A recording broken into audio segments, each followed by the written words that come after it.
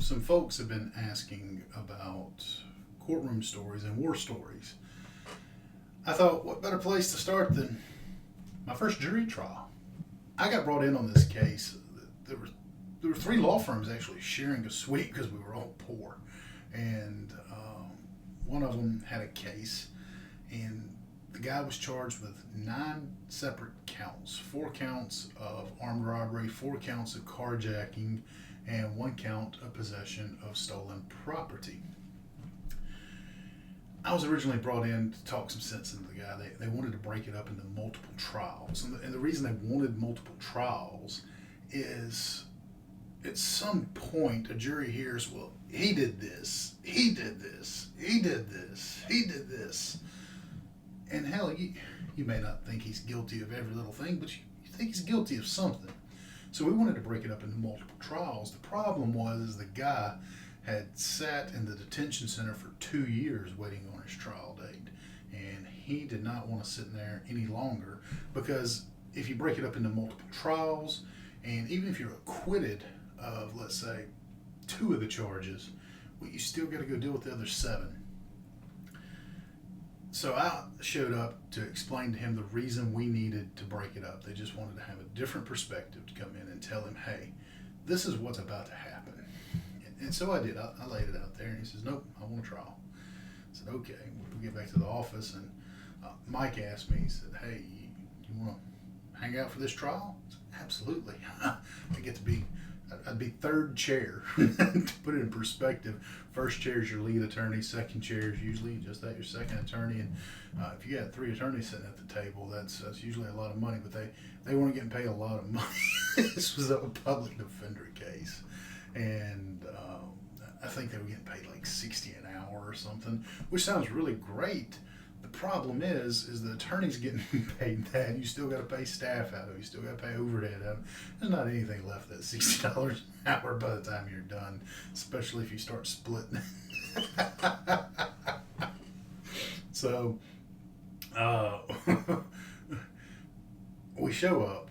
We get ready to pick a jury, and for some reason, this guy, the client, he thinks I'm the big cheese up there. I'm the new kid on the block. I've never done this. I haven't written jury instructions before. I haven't done voir dire or voir dire, however you want to say it. I haven't done any of these things, but he's looking at me like, well, what do you think? And I'm sitting there going, I think I'm not some bitch you ought to be looking at. But, so we show up, we pick a jury, and we're happy with our jury. We let the client have a part of it because it's his jury, it's his trial. And that was on a Monday. So Tuesday, opening statements are scheduled to start at 9 o'clock in the morning. Not a big deal, right? Well, we show up to court, and at 8:58, the district attorney walks over to us and hands us a CD. Says, "This is your client's confession, by the way." We're all looking like, what the hell are you talking about, Willis? This is a confession. We were asked for discovery 2 years ago. So, judge gets on the bench. No sooner has he sat down than we stood up. And we start raising all kinds of cane. And judge says, well, I'm going to grant a continuance for 15 minutes for you to go listen to it. It's like, okay. We've prepped this trial for Mike and Tyler had done it for months. I had a laptop that had a CD drive on there. And we put the CD in, and it pops up. It's 3.5 hours worth of recordings from the jail. Here's a free tip for you. If you're ever locked up and you make a phone call, every phone call you make is recorded. Don't say anything on there. We walk back down there, and we got all kind of things flying. Objection under Box v. State, this, that, and the other. And judge says, well, I'm going to grant a continuance through lunch for y'all to listen to it. We're going to come back at 1 o'clock. All right, Judge. Most of what's on here is unintelligible. You just can't understand it. And then there was just a few lines that you were like, I'd probably rather a jury not hear that, but nothing that said, this is your confession, this is the smoking gun, none of that. And we go down, obviously we object to it still because there are parts of it we don't want coming in. And we ended up taking that whole day hashing through that. A whole day of trial, just killed doing that. We show up Wednesday, and the state starts calling us witnesses. It is brutal. It's the only way to say, you get multiple investigators that stand up and point right at your client, and then you get multiple witnesses that stand up and they say, I recognize him. And then you're poking holes everywhere that you can, and there were some of them that you really could poke some big holes in, but there were a couple of them you couldn't poke such big holes in. Well, I actually got to cross-examine somebody, and it was my first cross-examination in a jury trial, because it's my first jury trial, obviously. And it went well. I enjoyed it. It was a lot of fun. We ended up having to go to the bar, talk to the judge for some stuff. Nothing major. Sat back down after it was all said and done. I'm sitting there thinking I'm awful accomplished. And the state calls its next witness. Tyler kicks me under the table and says, object. I stand up, objection, Your Honor. The judge looks at me and goes, Mr. Franks, what's your objection?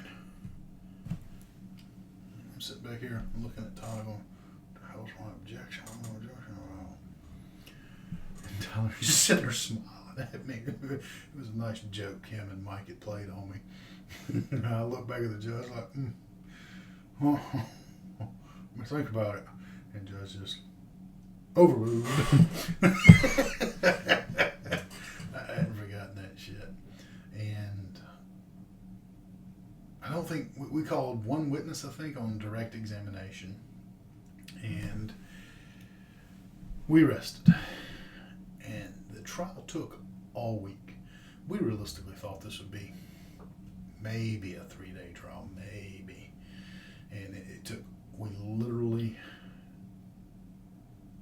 closed on Friday afternoon and the jury went out.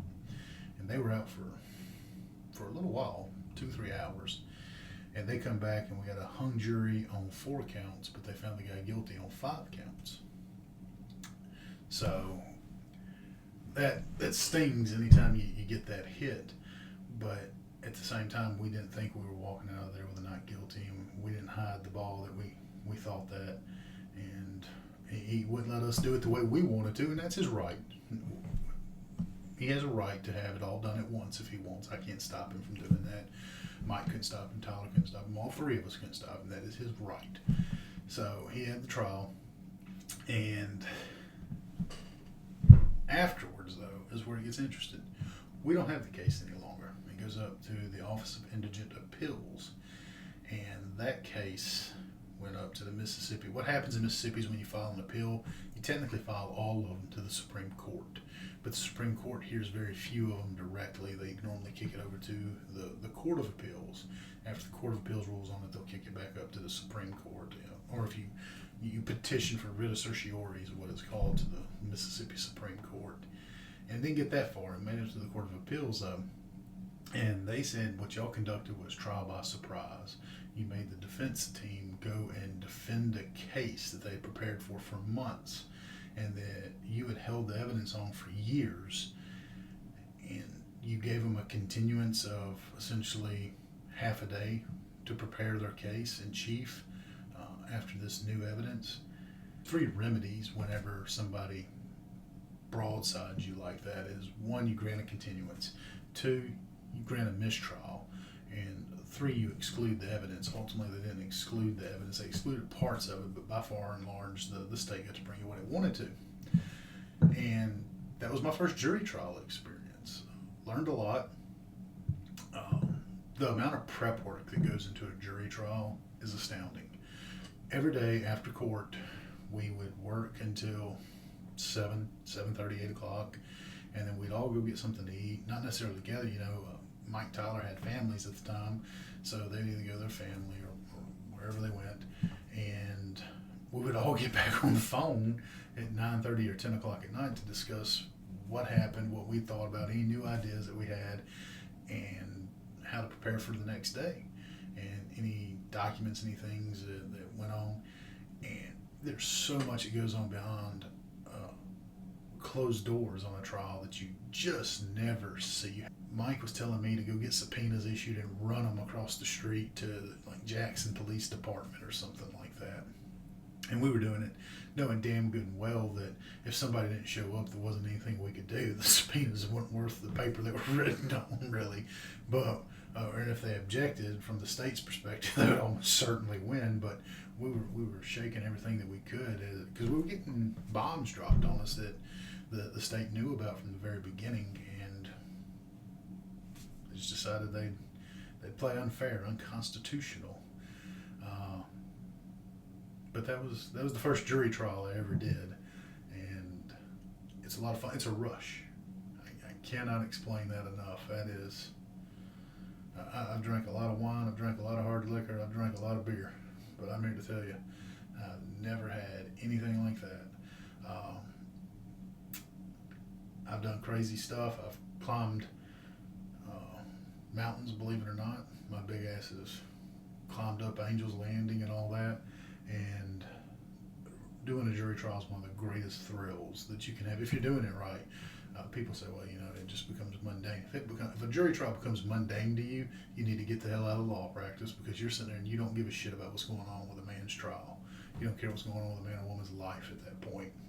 Well, I hope y'all enjoyed it. If you like these, let me know in the comments. Give me a like, whatever, to let me know that this is something you want to hear about. Subscribe to me. I try to do these. I try to have a once a week live stream. We've screwed that up the last couple of weeks, and my buddy Steve helps me out with those. And I post some court videos, things like that. Hope y'all check them out, and have a good night, guys.